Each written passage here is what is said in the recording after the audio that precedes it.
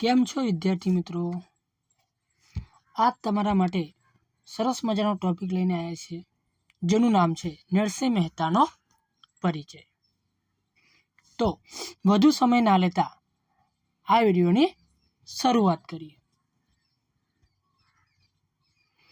પહેલા જોઈએ તો પૂરું નામ નરસિંહદાસ કૃષ્ણદાસ મહેતા.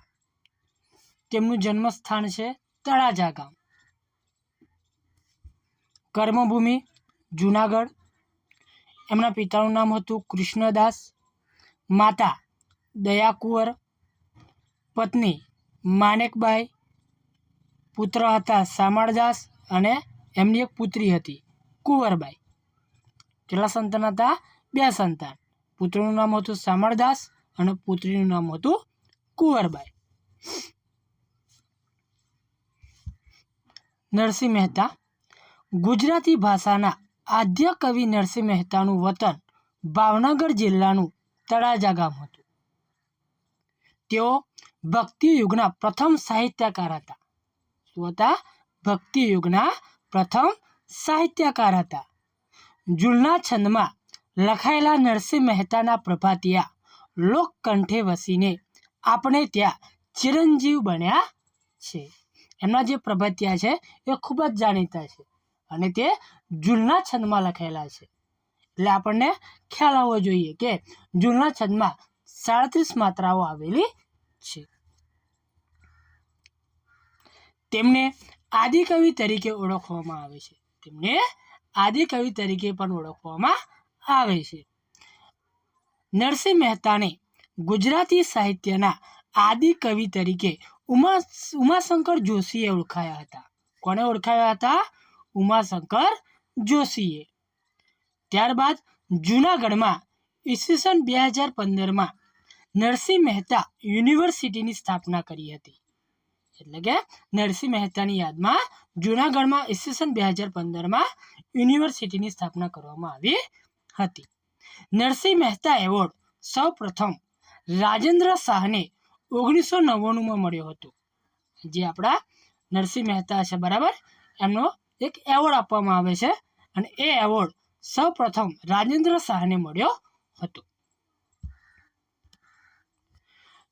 તેમની કૃતિઓ થોડીક જોઈએ આપણે તો સુદામાચરિત, સામળસાનો વિવાહ, કુંવરબાઈનું મામેરું, હુડિયો, બરાબર ને, ચાતુર્યો, દાનલીલા, રાસલીલા, માનલીલા, બાળલીલા વગેરે તેમની જાણીતી કૃતિઓ છે. કેવી છે?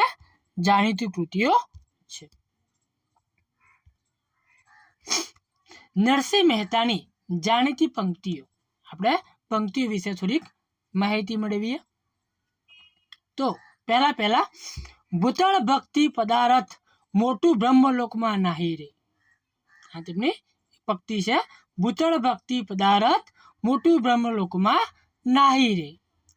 બીજી છે વૈષ્ણવજન તો તેને કહીએ પીર પરાએ જાને રે. આ જે પંક્તિ છે તે ગુજરાતના ઉદ્ઘાટન સમયે એટલે કે 1 મે 1960 તે દિવસે ગુજરાત રાજ્યનું ઉદ્ઘાટન કરવામાં આવ્યું હતું. તે સમયે આ ભજન મયુરીબેન ખરે, શું નામ હતું? મયુરીબેન ખરે દ્વારા ગવાયું હતું. કોના દ્વારા ગવાયું હતું? મયુરીબેન ખરે દ્વારા ગવાયું હતું. તો આ પંક્તિ દ્વારા તમારા માટે એક પ્રશ્ન છે કે આ ગુજરાત રાજ્યની સ્થાપના કોના હસ્તે કરવામાં આવી હતી? ગુજરાત રાજ્યની સ્થાપના કોના હસ્તે કરવામાં આવી હતી? એ તમારે કમેન્ટમાં નામ આપવાનું છે.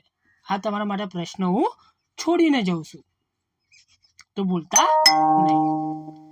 ત્યારબાદ હળવે હળવે હળવે હરિજી મારે મંદિરે આયા રે.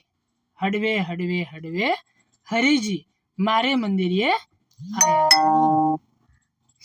ત્યારબાદ સખી આજની ઘડી તે રડિયામણી રેલો. શું છે?